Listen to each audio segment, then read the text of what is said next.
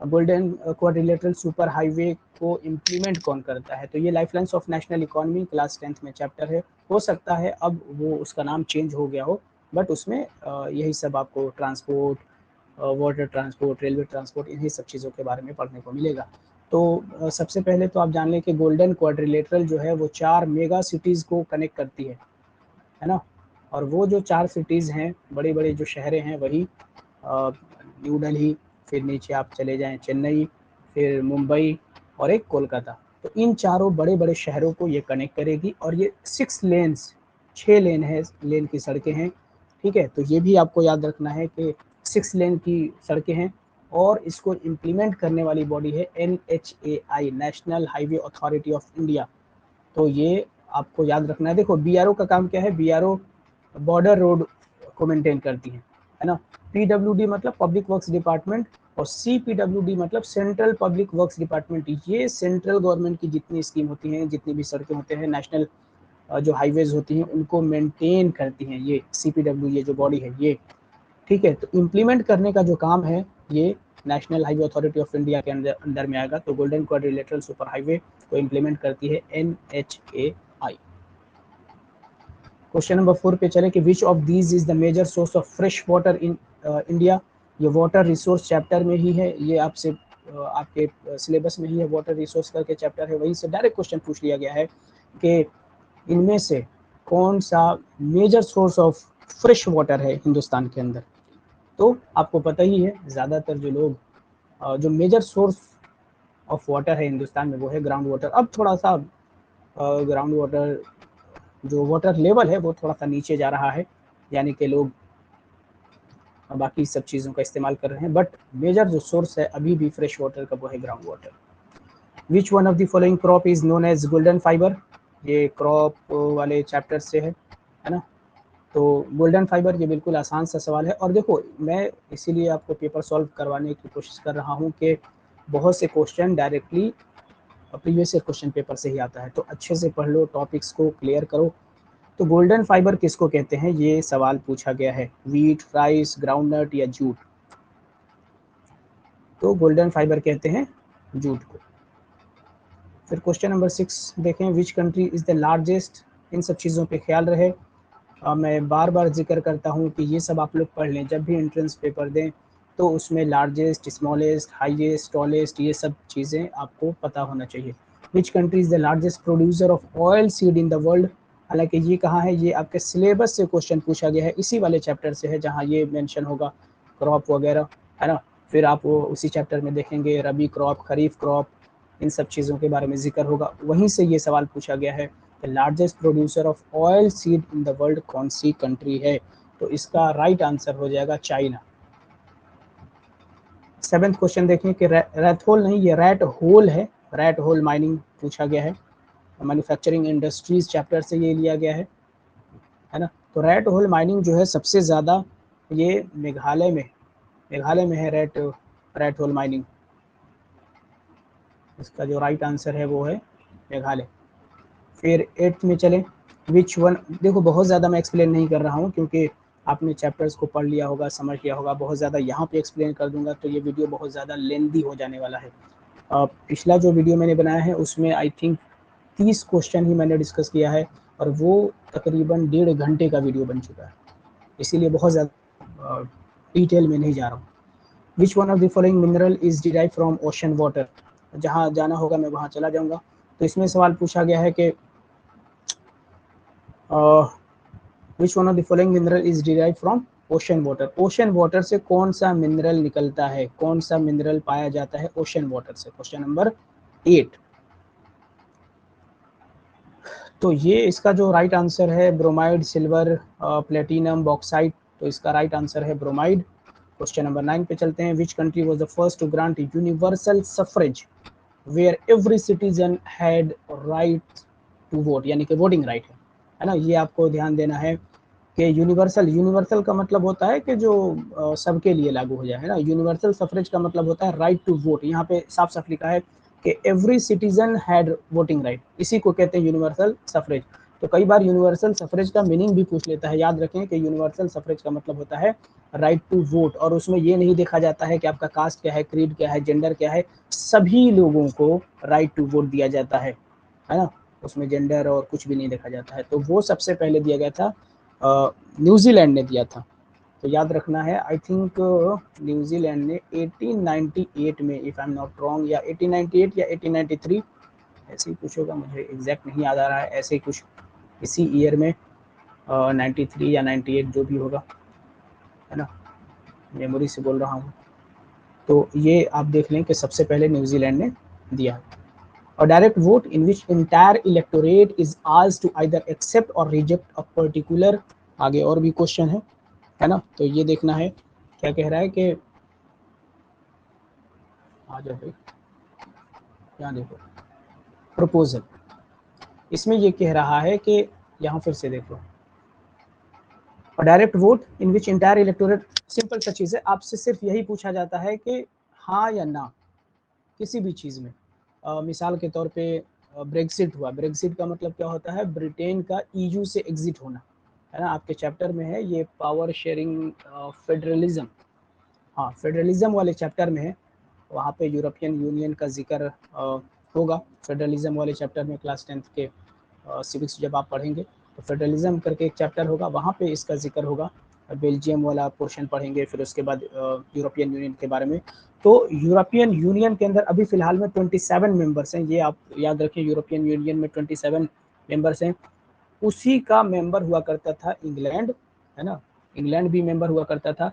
But 2016 में ये proposal लाया गया, ये रेफरेंडम कराया गया इंग्लैंड के अंदर कि बताइए भाई हमें रहना चाहिए या नहीं, मतलब इसमें आपको सिर्फ यस या नो में जवाब देना होता है ना।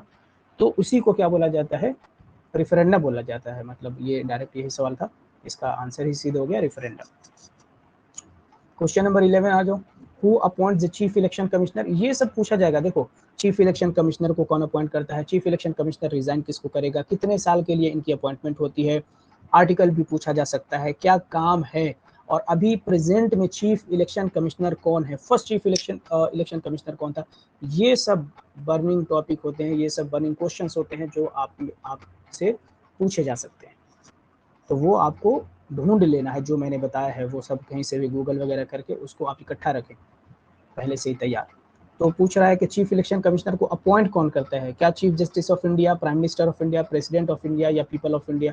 ये तो आपको पता है कि भाई पीपल ऑफ इंडिया तो चुनते ही नहीं है चीफ इलेक्शन कमिश्नर को, देखा है कभी आपको किसी को बनाते हुए चीफ इलेक्शन कमिश्नर, नहीं, तो ये तो खत्म कर दिया आपने इसी तरीके से। अब हो सकता है कि प्राइम मिनिस्टर में आप कंफ्यूज हों, चीफ जस्टिस ऑफ इंडिया में भी कंफ्यूज हों, प्रेसिडेंट ऑफ इंडिया में भी कंफ्यूज हैं। तो आपको याद रखना है कि आखिर ये करता कौन है, अपॉइंट कौन करता है, प्राइम मिनिस्टर नहीं अपॉइंट करता है। देखो जितने भी इस तरीके के अधिकारी हैं उनको मोस्टली प्रेसिडेंट ही अपॉइंट करता है, ठीक है, सेंटर लेवल पे प्रेसिडेंट, और अगर स्टेट में आएगा तो गवर्नर कर सकता है किसी को। तो ये याद रखो, प्राइम मिनिस्टर किसी को अपॉइंट ही नहीं करता है ना।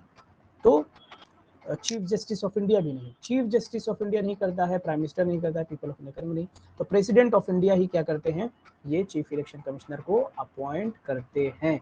अभी हाल फिलहाल में chief election commissioner of India कौन है, कमेंट बॉक्स में बता दिए। चीफ जस्टिस ऑफ इंडिया भी बताइए कि कौन है, प्राइम मिनिस्टर भी बताइए, हाँ ये बताइए कि चीफ जस्टिस ऑफ इंडिया अभी जो है वो कौन है और किस नंबर के चीफ जस्टिस ऑफ इंडिया है, क्या पता कभी ये भी पूछ ले कि कौन से नंबर के चीफ जस्टिस ऑफ इंडिया हैं। फिर प्राइम मिनिस्टर जो हैं वो कौन से नंबर के प्राइम मिनिस्टर हैं, और अभी जो प्रेसिडेंट है उनका भी नाम बताइए, कौन से नंबर के हैं वो भी बताइए। क्वेश्चन नंबर 12 में आए कि a body or an assembly of people's representative with power to enact laws for a country, यानी कि सिंपल सा सवाल है कि आपसे पूछा जा रहा है कि वो कौन लोग हैं जो आपके लिए कानून बनाते हैं, ये है सिंपल है ना। और यहाँ पे साफ साफ लिखा हुआ भी है कि आप उनको चुनते भी हैं, वो आपके रिप्रेजेंटेटिव भी होते हैं। तो भाई एग्जीक्यूटिव कौन होते हैं, जो इम्प्लीमेंट करते हैं लॉज को, है ना, किसी ने कानून बना दिया उनको इम्प्लीमेंट, यानी कि ये जो पुलिस और ये अधिकारी होते हैं ये एग्जीक्यूटिव के अंदर में आएंगे, परमानेंट एग्जीक्यूटिव। देखो जो पॉलिटिशियंस होते हैं वो भी एग्जीक्यूटिव हैं, बट वो टेम्पररी एग्जीक्यूटिव होते हैं। जो ये सर्विस वाले होते हैं, पुलिस वाले, ये परमानेंट एग्जीक्यूटिव होते हैं, क्योंकि एक बार इनकी अपॉइंटमेंट हो गई तो अब रिटायरमेंट लेकर ही ये दम छोड़ते हैं, है ना। तो याद रखना है कि ये रिटायरमेंट के बाद ही इनको हटाया जा सकता है। बट पॉलिटिशियन का क्या है, 5 साल के बाद उनको हटाया जा सकता है इलेक्शन में अगर हार गए तो इसमें कह रहा है कि हमारे रिप्रेजेंटेटिव होते हैं और वो कानून को इनेक्ट करते हैं। देखो इनेक्ट से यहाँ कंफ्यूज हो के एग्जीक्यूटिव के पास नहीं भागना है, हमेशा याद रखो। यहाँ पे साफ साफ देखो, इसीलिए जब आप एमसीक्यूज को सॉल्व करेंगे, एमसीक्यूज वाला एग्जाम होता है, अगर एंट्रेंस एग्जाम होता है, उसमें आपके कॉमन सेंस का बहुत ज़्यादा रोल होता है ना। वर्ड्स को पकड़ो कि क्या कह रहा है कि पीपल के रिप्रेजेंटेटिव कौन होते हैं, जुडिशरी यानी कि कोर्ट के अंदर जो वकील होते हैं वो हमारे रिप्रेजेंटेटिव थोड़ी होते हैं। लेजिस्लेचर, ये जो मंत्री संतरी विधायक और ये होते हैं, ये लोग कानून बनाते हैं, तो इसका राइट आंसर लेजिस्लेचर हो गया। 13 है कि राज्यसभा इज ऑल्सो कॉल्ड, ये मैंने आपको टीचमेंट पे पढ़ाया है, जो मेरे पेड कोर्स वाले बच्चे हैं उनको पता होगा, ये तमाम चीज़ें मैंने पढ़ाई है वहाँ पे कि राज्यसभा का क्या क्या नाम है, वो आपको जानना बहुत ज़रूरी है ना। अब यहाँ पे देखो बहुत थोड़ा सा कन्फ्यूज़न है। हाउस ऑफ लॉर्ड्स, ये इंडिया में है ही नहीं हाउस ऑफ लॉर्ड्स, पहली बात। राज्यसभा इंडिया में है, ये हाउस ऑफ लॉर्ड्स है ही नहीं, ये इंग्लैंड पहुंच जाओगे हाउस ऑफ लॉर्ड्स का जिक्र होते ही। और हाउस ऑफ लॉर्ड्स देखो ये अपर हाउस है, ये देखो ये अपर हाउस है, ये लोअर हाउस है। चलो यहीं पे देख लो अपर हाउस और लोअर। इधर ये है इंडिया, ये है यूएस और ये है इंग्लैंड या यूके, कुछ भी कह लो। तो इंडिया का जो अपर हाउस है वो है राज्यसभा, ठीक। यूएस का जो अपर हाउस है वो है सीनेट, और जो इंग्लैंड का जो अपर हाउस है वही है हाउस ऑफ लॉर्ड्स, ठीक। लोअर हाउस में आ जाओ। इंडिया का जो लोअर हाउस है वो है लोकसभा, जो यूएस का जो लोअर हाउस है वो है हाउस ऑफ रिप्रेजेंटेटिव, है ना। और इंग्लैंड का जो लोअर हाउस है वो है, आ जाओ भाई इधर, हाउस ऑफ कॉमन्स, ठीक है। तो ये आपको याद रखना है। कभी कभी ये भी पूछ देगा कि किसका अपर हाउस और किसका लोअर हाउस को क्या देते हैं। तो हाउस ऑफ लॉर्ड्स तो इंडिया का है नहीं।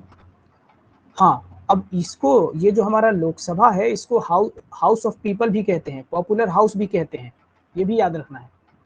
राज्यसभा को क्या कहते हैं यहाँ पे, अब देखो यही मैं कह रहा हूँ कि एंट्रेंस पेपर में आपको ध्यान देना है, घबराना नहीं है, एक्साइटमेंट में भी नहीं आ जाना है, इतना ज़्यादा एक्साइटेड ना हो जाओ कि तुरंत आंसर लगा दो और पता चले बाद में कह रहे यार ये तो गलत हो गया। जैसे ही काउंसिल आपने देखा लगा दिया काउंसिल ऑफ पीपल, गलत हो जाएगा, तुरंत गलत हो जाएगा। राज्यसभा का जो दूसरा नाम है काउंसिल ऑफ स्टेट्स है, हमेशा याद रखें काउंसिल ऑफ स्टेट्स है राज्यसभा का एक और नाम। राज्यसभा को परमानेंट हाउस भी कहा जाता है, क्यों? क्योंकि राज्यसभा के मेंबर, मतलब राज्यसभा जो हाउस है उसको डिसॉल्व नहीं किया जाता है, ठीक है। तो इन सब चीज़ों का आप ख्याल रखें, थोड़ा सा कंफ्यूजन हो सकता है एमसीक्यूज में, आपका दिमाग का खेल है, आपके कॉन्फिडेंस का खेल है ना। तो आप वहाँ पे कॉन्फिडेंस के साथ बैठे रहें, ध्यान से पढ़ें, इतना ज़्यादा वक्त नहीं चला जाएगा तो अगर ध्यान से पढ़ लोगे तो। देखो यहाँ पे काउंसिल ऑफ पीपल्स लिखा है, बहुत से बच्चे इस पर भी टिक लगा देंगे आई एम श्योर, तो ये गलत आंसर है, ये है काउंसिल ऑफ स्टेट्स। 14 देखो, name the first port developed soon after independence, ये लाइफलाइंस ऑफ नेशनल इकोनॉमी से ही है। आपको पता है कि जैसे ही आज़ादी मिली हमें, कांदला पोर्ट जिसको कहते हैं चाइल्ड ऑफ पार्टीशन, ये जैसे ही कराची पोर्ट पाकिस्तान को चला गया तो भैया हम भी तो व्यापार करेंगे, यानी कि इंडियन भी तो व्यापार करेंगे, इंडिया कंट्री व्यापार नहीं करेगी क्या?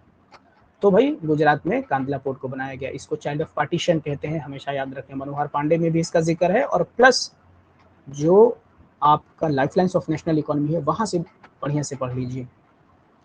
मनी बिल, क्वेश्चन नंबर 15 है कि मनी बिल इन राज्यसभा, मनी बिल राज्यसभा में क्या होगा? क्या हो गया भाई मनी बिल को? Can be changed, can suggest for changes, can be rejected, can be delayed for a month.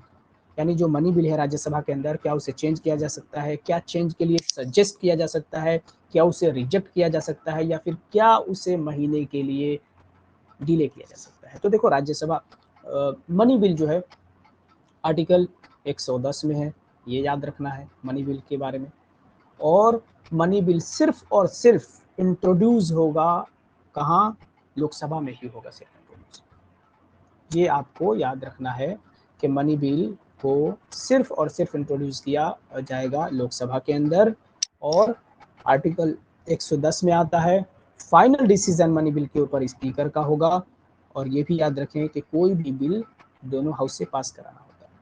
तो मनी बिल अगर लोकसभा में पहले पास हो गया, फिर राज्यसभा के पास गया, तो क्या राज्यसभा कोई चेंज कर सकती है? चेंज कर नहीं सकती है, सजेशन दे सकती है सिर्फ, और उस सजेशन को मानना या ना मानना लोकसभा के ऊपर है ना। सिर्फ सजेशन कर सकती है, बाकी कोई ज़्यादा रोल नहीं है राज्यसभा के मनी बिल के रिलेशन में।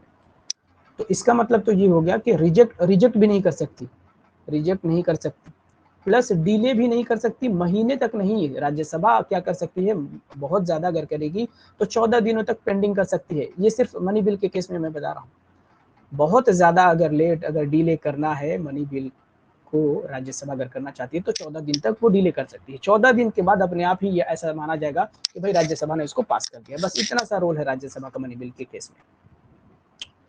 चेंज नहीं कर सकती है ना, यानी कि मनी बिल के अंदर चेंज नहीं होगा। हाँ, सजेशन जरूर आ सकता है कि भाई आप ये चेंज कर दें, तो बस ये वाला ऑप्शन आपने सही कर देना है। 16 में आओ, under whose chairmanship the constitution of India was prepared in 1928। ये पता नहीं, मुझे सवाल में थोड़ा सा दिक्कत लग रहा है कि ये क्या पूछ रहा है ना, कि किसके चेयरमैनशिप में कॉन्स्टिट्यूशन ऑफ इंडिया को बनाया गया था 1928 में। देखो 1928 में एक तो नेहरू रिपोर्ट आई थी, और वो जो नेहरू रिपोर्ट है ना, कंफ्यूज नहीं होना है आपको, नेहरू रिपोर्ट मोतीलाल नेहरू की थी, जवाहरलाल नेहरू नहीं थे। तो नेहरू रिपोर्ट मोतीलाल नेहरू की थी, और इसका जो आंसर दिया जा रहा है, हाँ ठीक है, आगे इसका आंसर सही है ना, मोतीलाल नेहरू। देखो तो उसी की बात किया जा रहा है यहाँ पे, समझो क्वेश्चन को। ऐसा नहीं कि कॉन्स्टिट्यूशन ऑफ इंडिया और चेयरमैन पूछ रहा है तो बी आर अम्बेडकर के पास जा रहे हो ना भैया, सुनो ध्यान से समझो। 1928 की बात हो रही है। 1928 में जो नेहरू रिपोर्ट लाया गया था वो मोतीलाल नेहरू लेकर आए थे। और बाकी आपको तो पता ही है कि बी आर अम्बेडकर का भी कल ही तो बर्थडे था इनका, 14 अप्रैल को बर्थडे है, और इनका सबसे बड़ा स्टैचू हिंदुस्तान में हैदराबाद के अंदर इंस्टॉल किया जा रहा है ना। उसका नाम होगा I think statue of equality. तो ये भी आपको याद रखना है। साथ ही साथ इनको फादर ऑफ इंडियन कॉन्स्टिट्यूशन कहते हैं। और डॉक्टर राजेंद्र प्रसाद जो है वो हमारे कॉन्स्टिट्यूएंट असेंबली के परमानेंट प्रेसिडेंट थे, है ना। 2 प्रेसिडेंट हुए थे जैसे ही कॉन्स्टिट्यूएंट असेंबली बनी थी। तो उसके जो टेम्पोररी प्रेसिडेंट थे, जिनको इंटरिम प्रेसिडेंट भी कहा जाता है, वो थे डॉक्टर सच्चिदानंद सिन्हा, और डॉक्टर राजेंद्र प्रसाद को परमानेंट प्रेसिडेंट बनाया गया था। फिर बाद में जब हिंदुस्तान आज़ाद हुआ तो इनको प्रेसिडेंट ऑफ इंडिया भी बना दिया गया। 2 बार ये प्रेसिडेंट रहे हैं, बिहार से इनका ताल्लुक रहा है। फिर जवाहरलाल नेहरू, आपको पता है, first prime minister of India, 1964 में इनकी डेथ हुई। और फिर क्राइसिस देखने को मिलता है कि कौन, अब कौन, इनके बाद कौन प्राइम मिनिस्टर बनेगा, बट लोग आते गए। 17 देखें कि captain of the first national hockey team who was also the member of constituent assembly. तो ये ऐसा नहीं कि बिल्कुल हवाई में सवाल नहीं पूछा गया है, ये आपके चैप्टर में ही मेंशन है। बट ये क्वेश्चन मुझे लगता है ये क्वेश्चन क्लास 9 से पूछ लिया गया है, क्योंकि आई थिंक ये वाला चैप्टर क्लास 9 में ही मेंशन है ना, वहाँ से पूछा गया है। बट ये 18-19 का ट्रेंड है, हो सकता है उस वक्त कहीं से भी पूछ लिया जाता होगा, या सिलेबस अलग होगा, इसलिए ये पूछा गया है। तो फर्स्ट नेशनल हॉकी टीम के जो कैप्टन थे वो कॉन्स्टिट्यूएंट असेंबली के मेंबर भी थे। तो ऐसे कौन थे भाई, वो कौन थे? वो थे जयपाल सिंह। जयपाल सिंह कैप्टन थे फर्स्ट नेशनल हॉकी टीम की, और कॉन्स्टिट्यूएंट असेंबली के मेंबर भी थे। How many members did the constituent, ये अभी मैंने पढ़ाया है कुछ दिन पहले ही अपने बच्चों को, तो वहाँ उनको मालूम होगा, आपको मालूम है तो बहुत बढ़िया। ये सब आंसर आप पहले कमेंट करिए नंबरिंग करते हुए, है ना। क्वेश्चन नंबर 1 का क्या होगा, 2 का क्या होगा, और फिर आप देखें कि आपकी प्रिपरेशन कितना हो गया है, कितना करने की ज़रूरत है। How many members did the constituent assembly of India है, कॉन्स्टिट्यूएंट असेंबली जो बनाई गई थी उसके अंदर कितने मेंबर थे कॉन्स्टिट्यूएंट असेंबली के अंदर? तो वो थे टोटल 299, ये इतने मेंबर थे constituent assembly. Which was the first state in India to introduce mid day meal, ये अगेन ये सब आई थिंक 9th का है क्या, खैर हो सकता है कि उस वक्त में जब ये सवाल 18-19 में जब पेपर आ रहा होगा तो कुछ क्लास 9 से भी पूछे जाते होंगे शायद। Which was the first state in India to introduce midday meal in school in elementary government school? Elementary government school यानी कि जिसको हम प्राथमिक विद्यालय के नाम से जानते हैं, उसमें सबसे पहला कौन सा स्टेट था जिसने मिड डे मील की शुरुआत की थी? मिड डे मील की योजना की जिसने शुरुआत की थी वो कौन सा स्टेट है, कहाँ चला गया, ओके। तो केरला, कर्नाटका, तमिलनाडु, आंध्र प्रदेश, इसका जो आंसर है वो है तमिलनाडु। ये आपको याद रखना है कि तमिलनाडु में सबसे पहले इसकी शुरुआत हुई थी। The government in which power is shared by 2 और मोर पार्टीज इन इंडिया, वो कौन सी गवर्नमेंट है, किस तरीके की गवर्नमेंट कहा जाता है जिसमें पावर शेयर किया जा रहा है 2 और मोर पार्टीज इन इंडिया। अब देखो यहाँ पे थोड़ा सा आपको कंफ्यूजन हो सकता है। क्वेश्चन नंबर 20 में ध्यान से अगर देखोगे, आपके चैप्टर में ही है एक पावर शेयरिंग, एक चैप्टर ही है, फेडरलिज्म भी एक चैप्टर है, 2 चैप्टर हैं आपके, एक फेडरलिज्म और एक पावर शेयरिंग। इन दोनों चैप्टर को पढ़ के हो सकता बहुत बढ़िया, अगर क्लैरिटी है, थोड़ा सा वर्ड्स के ऊपर फोकस करोगे तो आपका राइट आंसर आपके बिल्कुल सामने होगा। और थोड़ा सा भी अगर कंफ्यूज हो गए तो अब करने वाले हो गलत, है ना। इसमें कह रहा है कि पावर शेयर किया जा रहा है किसके बीच में, देखो 2 पार्टियों के बीच में। जब 2 पार्टियां मिलके सरकार बनाती हैं तो हिंदुस्तान में उसको क्या कहा जाता है, अब क्लियर हो गया होगा शायद, उसको कहते हैं गठबंधन, यानी कि कोएलिशन गवर्नमेंट। और ये जो पावर जब डिवाइड होता है ना, बिटवीन 2 यूनिट में, उसको बोला जाता है फेडरल गवर्नमेंट। यूनिटरी मतलब जहां सिंगल ही पावर। और कम्युनिटी गवर्नमेंट ये बेल्जियम के अंदर है। जब वो चैप्टर आपने पढ़ा, आपने अगर पढ़ा होगा, कौन सा चैप्टर है, फेडरलिज्म है शायद, हाँ फेडरलिज्म है, उसमें आप देखोगे कि किस तरीके से बेल्जियम में लैंग्वेज को लेके इशू हो रहा था। फ्रेंच, डच और जर्मन में आपस में लड़ाई हो रहा था। तो फिर बाद में ये हुआ कि चलो भाई एक कम्युनिटी गवर्नमेंट बनाई जाएगी जहां से हर लैंग्वेज बोल, मतलब फ्रेंच, डच, है ना, और जर्मन, इन तीनों लैंग्वेज के बोलने वाले लोग उसमें मेंबर होंगे, उस गवर्नमेंट में शामिल होंगे। थर्ड टाइप का गवर्नमेंट है ये कम्युनिटी गवर्नमेंट, बेल्जियम के अंदर इसको देखा जाता है। ठीक है, तो आपको याद रखना है। या थोड़ा सा देखो पार्टीज का जिक्र आ गया तो क्लियर हो जाएगा आपको कि हाँ कोलिशन गवर्नमेंट है। नहीं तो वैसे हो सकता है कंफ्यूज होकर आप फेडरल गवर्नमेंट भी कर देते, क्योंकि इसमें पावर डिवाइड के बारे में पूछा गया। अब ये देखो, ये इंग्लिश का क्वेश्चन है, आपको 5-6 क्वेश्चन तो आपके यहीं से आ जाएगा, पैसेज से ही आ जाएगा, आराम से आप कर सकते हैं। उसको देख लीजिएगा। अगर मैं इसको सॉल्व कराऊंगा बहुत ज़्यादा वक्त लग जाएगा, इंग्लिश वाले पोर्शन को मैं छोड़ रहा हूँ। क्वेश्चन देख लीजिए इस तरीके से।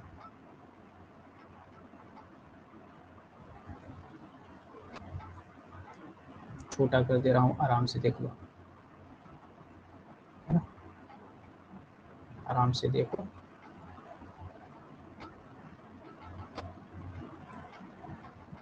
फिर उसके बाद ये भी इंग्लिश का है। ओके, एक चीज़ मुझे क्या दिखाना है आप लोगों को, मुझे दिखाना ये था, बड़ा हो जाओ यार, जस्ट सेकंड, अरे यार ये बड़ा होगा,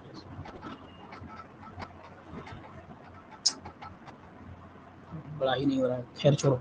यहाँ देखो, ये तो उस पैसेज के ऊपर और जो अपोजिट और मीनिंग पूछ रहा है, ये सब क्वेश्चन होगा इसमें, है ना। यहाँ देखो, यहाँ टाइप्स ऑफ सेंटेंसेस, तो जामिया में जब आप एंट्रेंस टेस्ट देंगे तो इंग्लिश में 3 ही सिर्फ टॉपिक आपको पढ़ के जाना है, सिर्फ 3 टॉपिक पढ़ के जाना है। देखो सबसे इम्पोर्टेंट चीज़ होता है किसी भी एंट्रेंस को क्लियर करने का कि आपको उसका सिलेबस पता होना चाहिए। और प्रीवियस से क्वेश्चन पेपर से देखो और सिलेबस देखोगे तो समझ में आ जाएगा कि हाँ ट्रेंड क्या रहा है, क्या पढ़ के जाना है आपको। तो टाइप्स ऑफ सेंटेंसेस, सिर्फ एक टॉपिक ये हो गया टाइप्स ऑफ सेंटेंसेस। दूसरा जो है वो टेंस है, और तीसरा क्या था, तीसरा नरेशन। सिर्फ 3 ही टॉपिक आपको इंग्लिश में पढ़ के जाना है, और बिल्कुल बेसिक्स है इंग्लिश, मतलब बहुत ज़्यादा डीप में जाकर पूछते भी नहीं है ये। तो एक तो टाइप्स ऑफ सेंटेंसेस इंग्लिश में पढ़ लें, दूसरा इधर क्या है, choose the best alternative underline, ठीक है। फिर यहाँ पे देखिए, यहाँ पे टेंसेस के बारे में पूछ रहा है, तो आपको दूसरा टॉपिक भी मिल गया टेंस। और इधर जो बचेगा ये देखें नरेशन, बस और कुछ पढ़ना ही नहीं, ठीक है। तो 3 इंग्लिश का टॉपिक आपको बहुत बढ़िया से पढ़ के जाना है। फिर से क्वेश्चन देख लो, यहाँ पे आराम से सॉल्व करना, स्क्रीनशॉट ले सकते हो, स्क्रीनशॉट ले लो, यहाँ भी है। टाइप्स ऑफ सेंटेंसेस में भी वो भी एक्सक्लेमेटरी, इंटेरोगेटिव, इंपेरेटिव और ऑप्टेटिव, बस अब कुछ नहीं, चौथा कोई है ही नहीं आपको पढ़ना, इतना ही बस जानना है। टेंस में वही 3 टेंस है, फिर उनके फर्दर जो सब टेंसेज है ना, 4 वो पढ़ना है, बस काम खत्म। नरेशन के रूल्स बस पढ़ लीजिए, काम खत्म।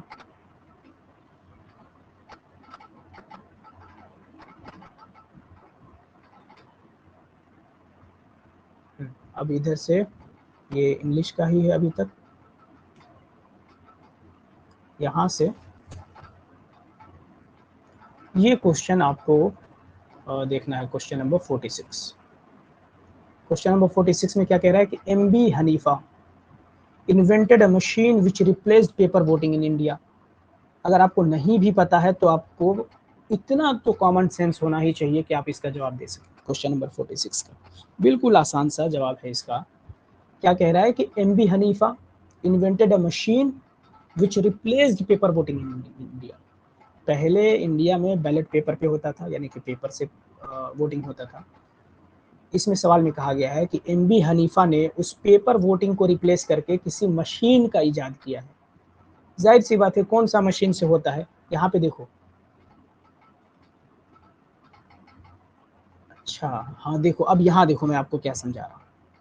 इसका आंसर होगा ईवीएम। आपको भी पता है ना, आपको पता है कि ईवीएम से ही इलेक्शन हो रहा है अब हिंदुस्तान में।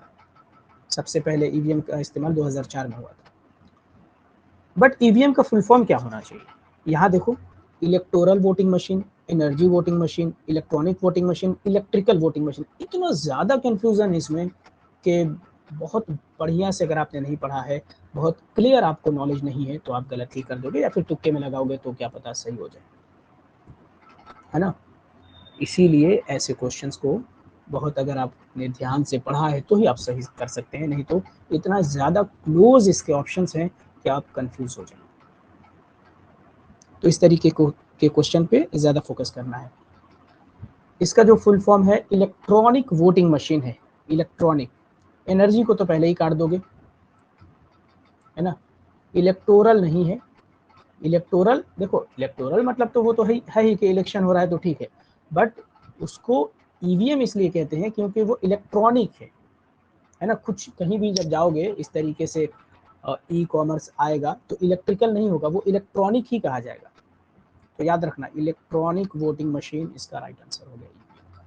PNB is the name of, देखो ये आपने जो जवाब दिया है ना, ये इसमें आपको ये याद रखना है, एम बी हनीफा। हो सकता है इस बार पूछ दे कि ईवीएम के फाउंडर कौन है, ईवीएम को इन्वेंट किसने किया। ये आपने एक्सपीरियंस से अपने जवाब दिया है, ज़रूरी नहीं हर चीज़ पढ़ के ही जवाब दिया जाए। कुछ बहुत क्वेश्चन होंगे, 3 से 4 क्वेश्चन ऐसे होंगे आप एक्सपीरियंस से जवाब दोगे। जैसे यही क्वेश्चन देख लो, पीएनबी। पीएनबी किसका नाम है, कहीं भी सुनते होगे, आप वो एड्स वगैरह में देखते होगे, आईपीएल वगैरह देखते हो, वहाँ पे कभी आ गया अचानक से। तो ये क्या है, PNB Punjab and national bank है, ठीक है। तो जब पंजाब एंड नेशनल बैंक है तो ये फाइनेंशियल इंस्टीट्यूशन हो गया। फिर प्रेसिडेंट ऑफ कॉन्स्टिट्यूएंट असेंबली, अभी ऊपर ही मैंने बताया कि प्रेसिडेंट कौन था कॉन्स्टिट्यूएंट असेंबली का। कॉन्स्टिट्यूएंट असेंबली का जो प्रेसिडेंट थे वो थे डॉक्टर राजेंद्र प्रसाद, जो कि फर्स्ट प्रेसिडेंट ऑफ इंडिया भी रहे हैं। फिर आ जाओ अर्थ डे। ये आपको टॉपिक, आपको यहाँ से मान के चलो, लिख के ले लो कि भाई एक सवाल यहाँ से क्वेश्चन में पूछा जाएगा, क्वेश्चन पेपर में पूछा जाएगा, तो इस टॉपिक को ही क्लियर कर लो। प्रीवियस ईयर क्वेश्चन पेपर को सॉल्व कराने का मेरा मकसद यही है कि मैं आपको टॉपिक के ऊपर फोकस करवा दूं कि आप किस किस टॉपिक को जब आप जाएं पेपर देने तो उसको एटलीस्ट बहुत अच्छे से पढ़ाई कर लें। कि अर्थ डे कब सेलिब्रेट किया जाता है ना, ये सवाल पूछा गया है क्वेश्चन नंबर 49। अर्थ डे सेलिब्रेट किया जाता है बच्चे 22 अप्रैल यानी कि 22 अप्रैल को। और मार्च में ये दो डे याद रखना, 21 मार्च और 22 मार्च। मुझे कमेंट में बताओ कि आखिर ये कौन सा डे है, 22 को कब, 21 को क्या सेलिब्रेट करते हैं और 22 को क्या सेलिब्रेट करते हैं। इसका जो राइट आंसर है वो है 22 अप्रैल अर्थ डे सेलिब्रेट किया जाता है, ठीक है। इम्पॉर्टेंट टॉपिक आपको मैं बता रहा हूँ, इम्पॉर्टेंट डेज बहुत अच्छे से पढ़ के जाना है। और देखो कुछ कुछ कन्फ्यूज़न है, वो इम्पॉर्टेंट डेज को अच्छे से ही पढ़ना जब पढ़ोगे तो। मिसाल के तौर पे आपको पता है टीचर्स डे कब सेलिब्रेट किया जाता है, पहले तो कमेंट में बताओ टीचर्स डे कब सेलिब्रेट किया जाता है। और खुद ही ढूंढ के भी बताओ कि वर्ल्ड टीचर्स डे कब सेलिब्रेट किया जाता है। तो हो सकता है आपको ये तो पता होगा, आई एम श्योर कि आपको ये तो पता ही होगा कि टीचर्स डे कब सेलिब्रेट किया जाता है, but world teachers day guarantee के साथ मुझे लगता है कि आपको नहीं पता होगा, वो आप पता कर लीजिए। कमेंट में लिख दिए कि वर्ल्ड टीचर डे कब सेलिब्रेट होता है, ठीक है। तो इंपॉर्टेंट डेज में इस तरीके से भी आपको याद रखना है कि नेशनल और इंटरनेशनल का भी ख्याल रखना है। विटामिन डी, ये देखो पिछले क्वेश्चन पेपर में भी, यानी कि 2017-18 का जब हम सॉल्व कर रहे थे, वहाँ भी ये क्वेश्चन पूछा गया था, बट किसी दूसरे विटामिन के बारे में पूछा गया था। इसीलिए मैंने वहाँ भी कहा था कि ये जो विटामिन वाला ऑप्शन और विटामिन वाला जो टॉपिक है, देखो उस विटामिन के टॉपिक में क्या पढ़ना है आपको कि विटामिन ए का क्या नाम है, विटामिन बी का नाम, सी डी ई जो भी है उन विटामिन का नाम क्या है, उस विटामिन की कमी की वजह से बीमारी कौन सी होती है और वो बीमारी क्या करने से ठीक हो सकती है। 3-4 सवाल आएगा, उसको बढ़िया से पढ़ लो। 5 मिनट लगेगा, 10 मिनट लगेगा, बहुत ज़्यादा लगेगा तो 15 मिनट लगेगा। एक बार 15 मिनट अगर आपने इन्वेस्ट कर दिया इस विटामिन वाले पे तो आपको एक नंबर मिल जाएगा, ठीक है। तो याद रखें कि विटामिन डी, इसका जो जवाब होगा विटामिन डी का जो नाम है वो क्या है, क्वेश्चन नंबर 50 का वो है कैल्सीफेरॉल, है ना। ये है question number option number C. ये आपको याद रखना है। विटामिन वाला टॉपिक आपको पढ़ लेना है, ये पेन एंड पेपर लेकर बैठा करो और टॉपिक लिख लो कि क्या क्या टॉपिक आपको रिवाइज करके जाना है। फिर ये वाला टॉपिक भी, इसको चाहे कहीं से भी पढ़ लो, मनोहर पांडे से पढ़ लो या फिर लूसेंट से पढ़ो, ये भी दोनों जगह मिलेगा। इंपॉर्टेंट डेज नहीं मिलेगा। इंपॉर्टेंट डेज को मैंने कराया है, मैं कोशिश करूँगा कि मैं उसको अपलोड ही कर दूँ, है ना। मैं अपलोड कर दूंगा इसको, इंपॉर्टेंट डेज को। ये आपको, इसमें आपको क्या ध्यान देना है, कल भी क्वेश्चन पूछा गया था ये, है ना, जो मैं पेपर सॉल्व करवा रहा था 2017-18 का। इसका मतलब कि इस टाइप के क्वेश्चंस पूछे जाएंगे, बार बार पूछे जाएंगे। आपको याद रखना है कि गवर्नर ऑफ बंगाल कौन है, फर्स्ट और लास्ट गवर्नर ऑफ बंगाल कौन है, ये लिख लो और आप खुद ही फाइंड करना कि कौन है, थोड़ा खुद भी वर्क करो। तो governor of Bengal, last governor of Bengal, फिर governor governor general of Bengal, है ना। देखो governor of Bengal first, last governor of Bengal, फिर उसके बाद डेजिग्नेशन होगा चेंज। तो गवर्नर जनरल ऑफ बंगाल और last governor general of Bengal, ये याद रखना है, ठीक है। फिर गवर्नर जनरल ऑफ बंगाल के बाद आएगा गवर्नर जनरल ऑफ इंडिया। तो first governor general of India और last governor general of India याद रखना है। फिर आएगा वाइसरॉय। तो ये आपको याद रखना है, इतना आपको याद रखना है बहुत बढ़िया करके, क्योंकि ये पूछा जाएगा और ऐसे क्वेश्चंस ये होते हैं कंफ्यूज कर देते हैं आपको, बढ़िया से नहीं रहेगा। तो ऐसे क्वेश्चंस को बार बार आप पढ़ना, बार बार पढ़ोगे तो ही वो आपका क्लियर होगा। तो कह रहा है कि last governor general of British India कौन था। अब ये भी समझो, last governor general of British India, British India का मतलब कि वो लास्ट गवर्नर जनरल का नाम बताओ जो जब ब्रिटिशर्स की हुकूमत थी तो वो रूल कर रहा था। ब्रिटिश इंडिया का मतलब वो है जब हिंदुस्तान आज़ाद नहीं हुआ था तब। माउंटबेटन थे, वारेन हेस्टिंग थे, वेलेस्ली थे या लॉर्ड कॉर्नवालिस थे, कौन थे इसका पहले आंसर हो तो माउंटबेटन थे। आपको पता ही है कि इन्हीं के ज़माने में जब ये थे तभी तो 3 जून, ये क्या है अप्रैल है ना, 3 जून 1947 को हिंदुस्तान का पार्टीशन हुआ, उसको कहते हैं पार्टीशन प्लान या माउंटबेटन प्लान। उसी के तहत हिंदुस्तान और पाकिस्तान को अलग किया गया। तो ब्रिटिश इंडिया अगर पूछे तो ये है, और इंडियन गवर्नर जनरल अगर पूछे, फर्स्ट इंडियन गवर्नर जनरल तो वो एक ही है, कौन है, सी राजागोपालाचारी, वो याद रखना है आपको। फिर ये आपको याद रखना है कि जो लॉर्ड कॉर्नवालिस हैं उन्होंने परमानेंट सेटलमेंट को इंट्रोड्यूस किया था 1793 में शायद, और ठीक है। फिर देखें question number 52, which of the following country is located in the south of Indian सब कॉन्टिनेंट। ये थोड़ा सा आउट ऑफ द बॉक्स हो जाएगा आपके हिसाब से एटलीस्ट, बट कर भी सकते हो, इसको थोड़ा सा दिमाग लगाओगे तो इसका जवाब दे दोगे आराम से। कह रहा कि इंडियन सब कॉन्टिनेंट में, इंडियन सब कॉन्टिनेंट के साउथ में, मतलब ये वाला पार्ट जो इंडिया बांग्लादेश पाकिस्तान इस वाले इलाके में कौन सी कंट्री नहीं है। जाहिर सी बात है ये न्यूजीलैंड नहीं है भाई। अगर नहीं भी पता है तो कोई बात नहीं, इसमें तुक्का ही लगाओ क्योंकि आपके हिसाब से ये थोड़ा सा डिफिकल्ट क्वेश्चन है। Which is the smallest state in India, ये कल पूछा था, सेम क्वेश्चन यही था, बस वो था लार्जेस्ट स्टेट पूछ दिया था। और वहाँ भी मैंने कहा था कि आपने करना क्या है, सबसे पहले तो आपने घबराना नहीं है, और फिर क्या करना है, फिर आपको एक लिस्ट बनाना है, लार्जेस्ट स्टेट एरिया वाइज, ठीक है, इंडिया में लिख दिया लार्जेस्ट स्टेट, और नंबरिंग कर दो, 1 2 3, एटलीस्ट 3 स्टेट का नाम लिख लो, लार्जेस्ट कौन कौन से हैं, ठीक है। एरिया के हिसाब से देखें तो राजस्थान, फिर दूसरे पे कौन है, तीसरे पे कौन है, फिर यहाँ आ जाओ स्मॉलेस्ट स्टेट एरिया वाइज, उसमें भी लिखो पहले पे कौन है, दूसरे पे कौन है, तीसरे पे कौन है, फिर यहाँ लिखो लार्जेस्ट स्टेट पॉपुलेशन वाइज, फिर उसी तरीके से यहाँ भी लिखो smallest.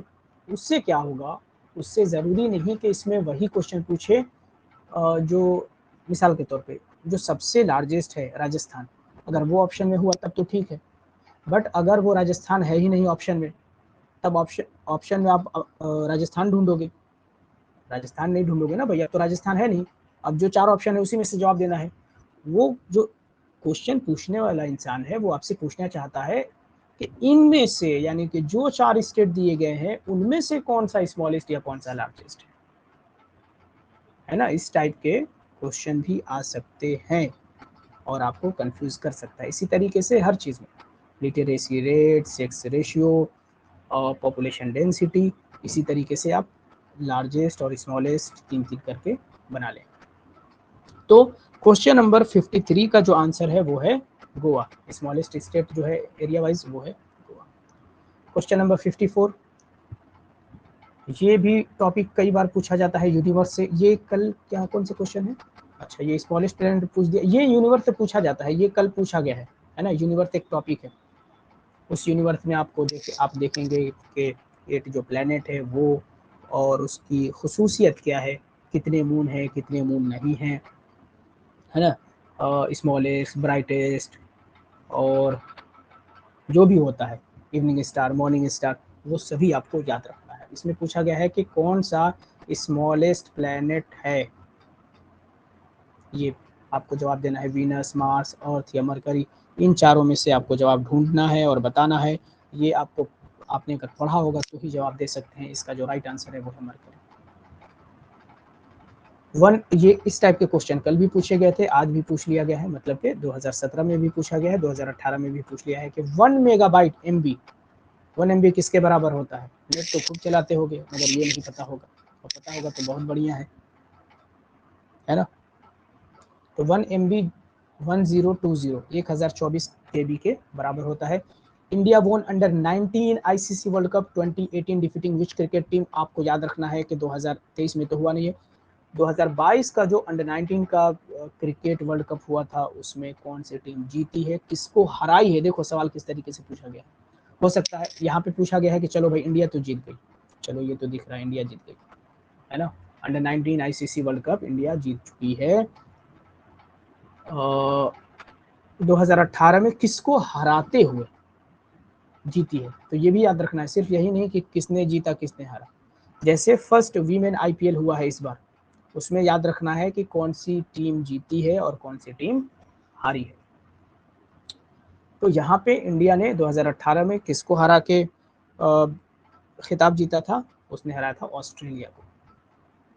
Chairman of NITI Aayog, ये नीति आयोग को भी आपको बहुत बढ़िया से पढ़ लेना है, इसमें 2-4 सवाल जरूर पूछे जाते हैं। एक तो कि चेयरमैन कौन होता है, दूसरा सीईओ कौन है, फर्स्ट सीईओ भी पढ़ लेना, अभी के भी पढ़ लेना, और एक वाइस चेयरमैन। तो 3 सवाल एटलीस्ट तो पढ़ ही लेना। साथ ही साथ हमेशा याद रखना कि नीति आयोग एक कॉन्स्टिट्यूशनल बॉडी नहीं है। कॉन्स्टिट्यूशनल बॉडी का मतलब ये होता है कि जिस भी बॉडी के साथ आर्टिकल जुड़ा हुआ होता है that is called constitutional body. आपके लिए इतना समझना काफ़ी है। तो नीति आयोग के चेयरमैन कौन होते हैं, देखो यहाँ पे नाम भी दिया जा सकता है, हो सकता है यहाँ पे किसी का नाम दे दिया गया हो।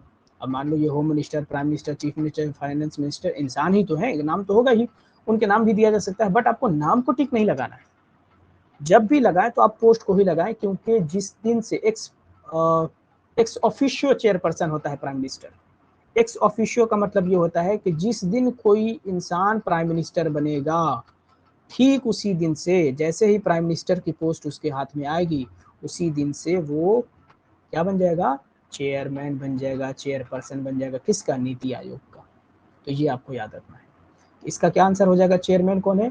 Prime minister. Prime minister chairman होते हैं। अब यहाँ पे देखो, ये पैन कार्ड के बारे में आपने सुना होगा, हो सकता है आप में से किसी का बना, नहीं मुझे नहीं लगता बना होगा, अगर बना भी होगा तो कोई बात नहीं, उस पर आपने पता नहीं देखा होगा या नहीं है। पैन का फुल फॉर्म क्या है, ये आपको जवाब देना है। तो पैन का फुल फॉर्म होता है परमानेंट अकाउंट नंबर। ये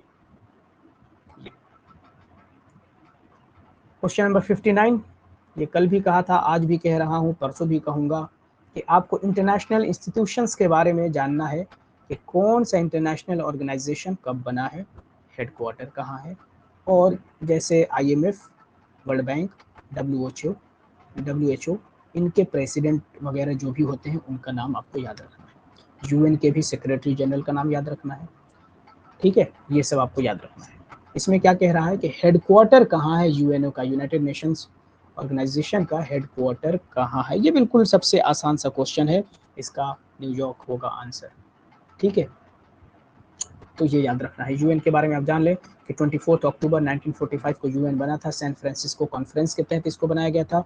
6 ऑफिशियल लैंग्वेजेस हैं, ये भी आप याद रखें। उन 6 ऑफिशियल लैंग्वेजेस में से एक तो आपका हो गया अरबिक, इंग्लिश, फ्रेंच, और क्या है, चाइनीज़, रशियन और एक स्पेनिश, ये 6 है। प्लस इसके 6 प्रिंसिपल ऑर्गन हैं, है ना। उन 6 प्रिंसिपल ऑर्गन में जो सबसे इम्पोर्टेंट है, एक पहला जो है प्रिंसिपल ऑर्गन, वो है यूनाइटेड नेशन जनरल असेंबली, जिसमें 193 मेंबर होते हैं। और फिर उसके बाद जो दूसरा सबसे इम्पोर्टेंट है सिक्योरिटी काउंसिल। इस सिक्योरिटी काउंसिल में टोटल 15 लोग होते, 15 मेंबर होते हैं, 15 कंट्रीज होती हैं, जिसमें से के 5 परमानेंट होते हैं और 10 नॉन परमानेंट होते हैं। तो ये जो 5 परमानेंट मेंबर हैं वो आप याद रखें, चाइना हो गया, रशिया हो गया, है ना, फिर US हो गया, UK, और कौन बचा? फ्रांस।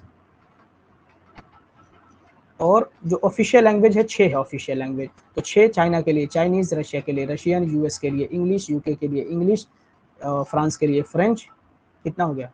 1 2 3 4, 4 हो गया। एक हो गया आपका इंग्लिश और एक हो गया स्पेनिश, बस बात खत्म। तो ये सब भी याद रखो। Ajanta and Ellora which is famous for paintings are located. आपको कुछ ऐसे बिल्डिंग्स पे भी ध्यान देना है, हिस्टोरिकल प्लेसेस पे भी, मोनूमेंट्स के ऊपर भी ध्यान देना है, वो पढ़ लेना है अच्छे से कि किसने बनाया, कब बनाया, कहाँ है, वगैरह वगैरह। अजंता एंड इलोरा कहाँ है भाई? महाराष्ट्र में है, ये आपको तो पता ही होगा। तो सी पे आपने आंसर लगा दिया। क्वेश्चन नंबर 61 में आ जाए। 61 में पूछ रहा है कि अक्टूबर 2, अगेन ये इंपॉर्टेंट डेज से रिलेटेड है। इंपॉर्टेंट डेज बहुत इंपॉर्टेंट है, वाकई में वो इंपॉर्टेंट है। October 2, the birthday of Mahatma Gandhi is internationally observed as. बताएं कि महात्मा गांधी का जो बर्थडे है वो कब सेलिब्रेट किया जाता है? 2 अक्टूबर। किस ईयर में पैदा हुए थे, कहाँ पैदा हुए थे? तो आपको पता ही है कि वो लड़ाई झगड़ा पसंद नहीं करते थे, नॉन वायलेंट पर्सन थे, इसीलिए इसका जो जवाब होगा नॉन वायलेंस डे के तौर पे सेलिब्रेट किया जाता है। फिर आ जाएं क्वेश्चन नंबर 62 में कि the gap between Asia and Australia is filled by. Asia और ऑस्ट्रेलिया का जो गैप है वो कौन भर देता है ना, मतलब किसके बीच में एशिया और ऑस्ट्रेलिया है? इसका राइट आंसर है Indian ocean, Antarctic ocean, Arctic ocean या पैसिफिक ओशन। तो पैसिफिक ओशन, पैसिफिक ओशन जो है वो क्या है? लार्जेस्ट ओशन है, और इसके अंदर एक डीपेस्ट पॉइंट है मैरियाना ट्रेंक करके। तो ये भी याद रखना है कि डीपेस्ट जो पॉइंट है किस ओशन में है? पैसिफिक ओशन में है। नाम अगर पूछे पर्टिकुलरली तो Mariana trench. During the non cooperation movement which award did Gandhi ji return? आपको पता है कि नॉन कोऑपरेशन मूवमेंट होता है ना, जिसमें कि हम बाइकआउट करते हैं हर अंग्रेजी चीज़ों का, सामान का, गुड्स का, है ना। और उसमें कॉलेजेस, स्कूल, और जब बाइकआउट आप करोगे तो एक दिन के लिए यहाँ पे बाइकआउट नहीं किया जा रहा है। आपको पता है कि अंग्रेज़ हैं वो सामने वाले, है ना। 1-2 दिन के कोई चोर उचक्के नहीं है जिनका आपने बाइकआउट कर दिया तो वो फिर से हर चीज़ पहले जैसा हो गया। अंग्रेज़ थे वो। तो जब आप हर तरीके से बाइकआउट करोगे, महीना लग जाएगा, साल लग जाएगा, कई साल लग जाएगा, लोगों को पता था। फिर से लोगों ने ज्वाइन करना शुरू कर दिया उन्हीं के स्कूल वगैरह में, और उसी का असर है कि नॉन कोऑपरेशन मूवमेंट में ही जामिया मिलिया इस्लामिया, जहां आप एंट्रेंस देने के लिए जाएंगे, वो 1920 में ही बनाया गया था। एक चीज़ ये भी याद रखें कि जामिया मिलिया इस्लामिया को जब बनाया गया था तो वो कहाँ बनाया गया था? अलीगढ़ में बनाया गया था, है ना। साथ ही साथ आपको ये भी याद रखना है कि जो फाउंडिंग मेंबर हैं जामिया मिलिया इस्लामिया के, उनके नाम बहुत अच्छे से याद रखो। और जो जामिया मिलिया इस्लामिया के अंदर ऑडिटोरियम है मुख्तार अहमद अंसारी के नाम से, वो आपको याद रखना है कि इंडियन नेशनल कांग्रेस के सेशन में जब 1927 में मद्रास के अंदर सेशन था तो वहाँ पे वो प्रेसिडेंट थे इंडियन नेशनल कांग्रेस के। यहाँ पे सवाल पूछा गया है कि नॉन कोऑपरेशन मूवमेंट जब हो रहा था गांधी जी ने अपना अवार्ड, कौन सा अवार्ड वापस कर दिया था? नाइटहुड का अवार्ड उनको मिला नहीं था, ये रविंद्रनाथ टैगोर को मिला था। जब जलियांवाला बाग हत्याकांड होता है तो वहाँ पे वो उस हत्याकांड के प्रोटेस्ट में इन्होंने अवार्ड को वापस किया। महात्मा गांधी ने जो जिस अवार्ड को वापस किया है वो अवार्ड है कैसर हिंद। याद रखो यहाँ पे हिंद कैसर लिखा हुआ है, कंफ्यूज नहीं होना है, कैसर हिंद आंसर है। 64 में देखो कि which language was developed under the Persian and Arabian rule. Persian और अरेबियन रूल में कौन से लैंग्वेज को डेवलप किया गया था? ऑप्शन इधर है, कहाँ चला गया भाई ऑप्शन, भागो नहीं। हाँ, उर्दू, पर्शियन, अरबिक या संस्कृत, ये क्वेश्चन है, जल्दी से बताइए। इसका है उर्दू। फिर 65 देखें कि who released a special stamp exhibited wheat revolution in July 1968। आपको पता है ये वो ज़माना है जब ग्रीन रिवॉल्यूशन की शुरुआत, मतलब ग्रीन रिवॉल्यूशन के ऊपर ज़्यादा फोकस किया जा रहा है और ग्रीन रिवॉल्यूशन से पंजाब, हरियाणा और वेस्टर्न यूपी को बहुत ज़्यादा फायदा हुआ है ना। और साथ ही साथ आपको याद रखना है कि फादर ऑफ ग्रीन रिवॉल्यूशन कौन है, मैं बताऊंगा नहीं, आपको कमेंट करना है। देखो दो तरीके के सवाल आते हैं, एक तो लिखा रहेगा कि फादर ऑफ ग्रीन रिवॉल्यूशन, दूसरा रहेगा कि father of green revolution in India. और साथ ही साथ आपको देखो एमसीक्यूज में क्या होता है, एमसीक्यूज का फुल फॉर्म क्या है? Multiple choice questions. और जब आप मल्टीपल चॉइस क्वेश्चंस करते हैं तो पहले जब इसको बिल्कुल इंट्रोड्यूस किया गया था इस तरीके से लिखा जा रहा था, चूज द सुटेबल आंसर। जब भी आपको एमसीक्यूज दिया जाता है तो आपको you have to choose the suitable answer, appropriate answer, क्योंकि ऑप्शंस ना बिल्कुल करीब करीब होते हैं। मतलब चारों ऑप्शन ऐसा लगेगा कि हाँ यार ये भी सही होगा, ये भी सही होगा, ये भी, चारों लगेगा कि सही होगा, but you have to choose जो बहुत अच्छा हो, जो उसको सेटिस्फाई कर दे उस क्वेश्चन, है ना। थोड़ा सा दिमाग का भी खेल है एमसीक्यू, क्योंकि देखो यहाँ पे ना आपको आंसर पता रहता है इन्हीं चारों में से कोई ना कोई हो, ठीक है। तो यहाँ पे इस तरीके से अगर पूछा जाएगा, रुक जाओ थोड़ा सा आसान हो जाएगा।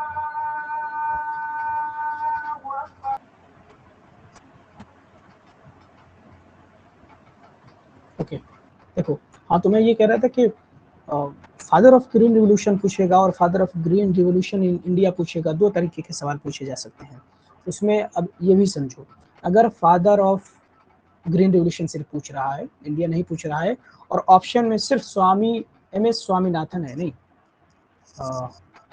हाँ M स्वामीनाथन है, हाँ वही ठीक है, M स्वामीनाथन है, इंडिया पाकिस्तान कुछ नहीं लिखा उसमें, सिर्फ लिखा है फादर ऑफ ग्रीन रिवोल्यूशन कौन है, ऑप्शन में सिर्फ M स्वामीनाथन है, तो आपको इनका ही जवाब देना है। अगर लिखा है कि who is the father of green revolution और उस ऑप्शन में नॉर्मन बोरलॉ का भी नाम है और स्वामीनाथन का भी नाम है, तो आपको बोरलॉ के साथ जाना है, स्वामीनाथन को कैंसिल कर देना। अगर सवाल पूछे कि who is the father of green revolution in India और वहाँ पे बोरलॉ है, वहाँ पे स्वामीनाथन है, तो वहाँ पे आंसर आपका स्वामीनाथन होना चाहिए। कहने का मतलब ये है कि वर्ल्ड लेवल पे नॉर्मन बोरलॉ फादर है ग्रीन रिवोल्यूशन के और इंडिया में स्वामीनाथन है। हाँ तो ये सवाल ये है कि 1968 के जुलाई में जो व्हीट रिवोल्यूशन के ऊपर स्टैंप आया था, किसने निकाला था? देखो 1968 है ना, अगर इतना भी पता हो, मैंने बताया है पहले पिछले कुछ स्लाइड में कि जवाहरलाल नेहरू की डेथ हो गई है, तो ये बंदा तो होगा 1968 में।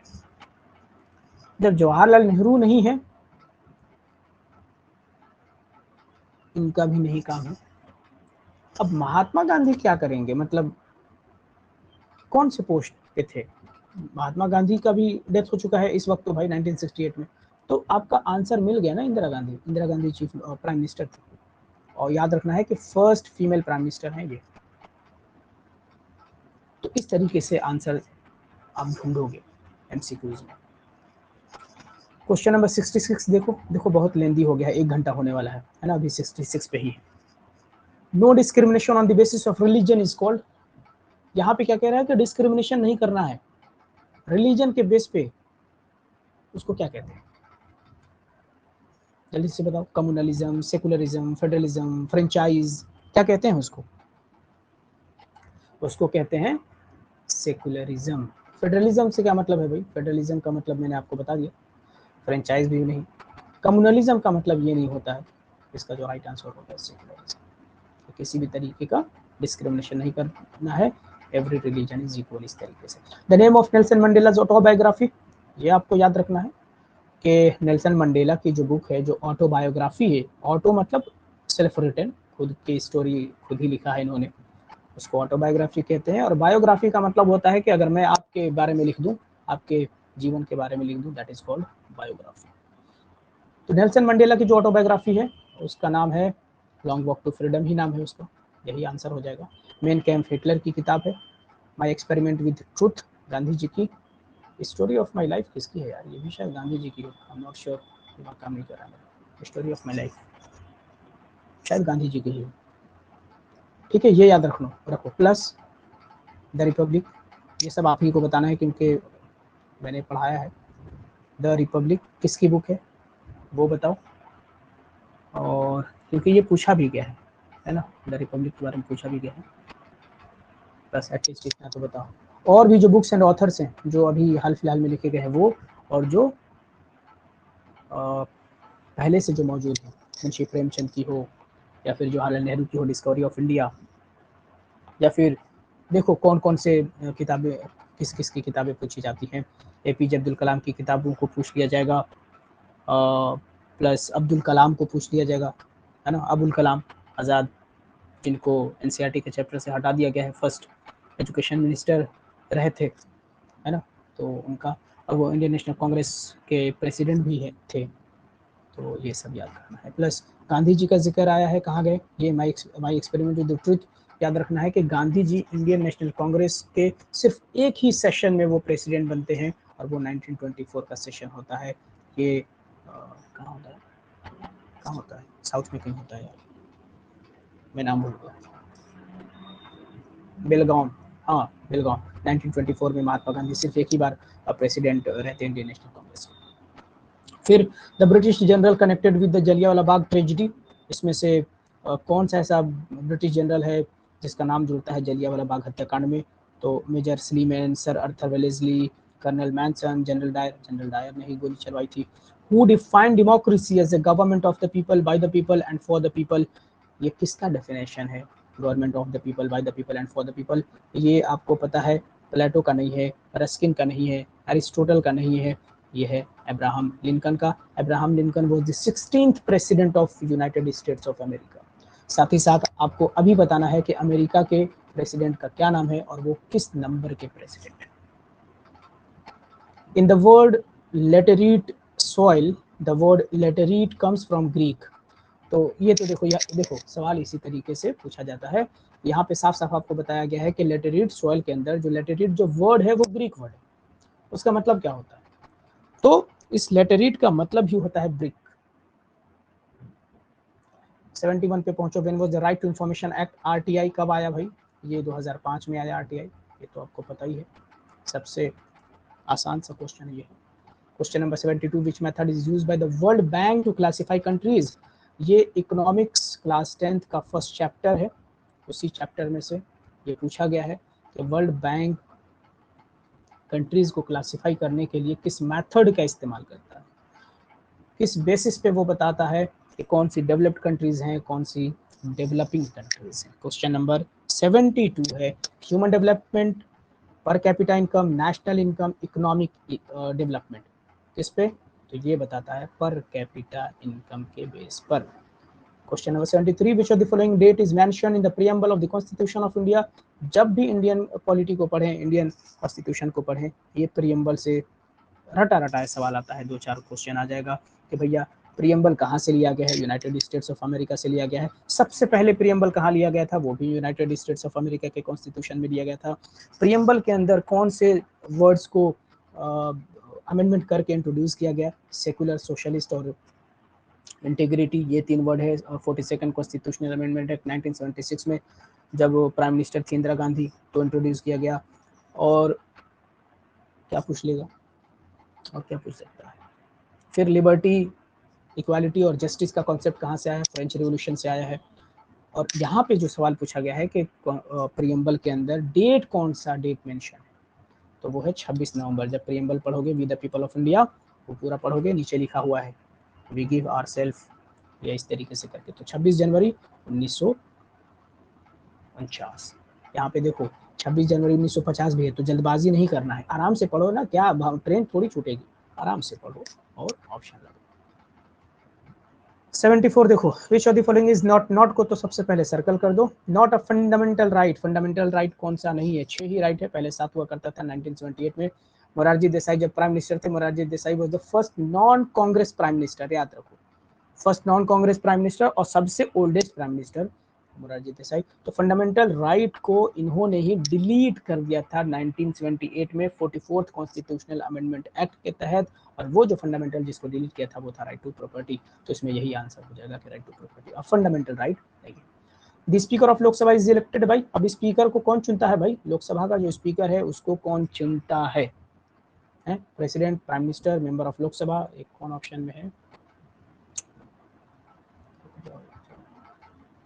Members of Lok Sabha and Rajya Sabha, बताओ कौन चुनता है? राज्यसभा, लोकसभा के मेंबर, या पूरा दिखा दो,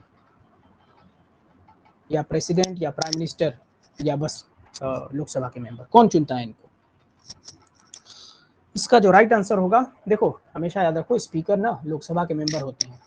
तो भाई आप मेरे घर के मेंबर हैं, मैं आपको बताऊंगा ना आपको क्या करना है, आप थोड़ी बताएंगे, है ना? तो इससे याद रखो कि स्पीकर जो होते हैं उन साहब को, स्पीकर साहब को मेंबर ऑफ लोकसभा ये लोग चुनते हैं।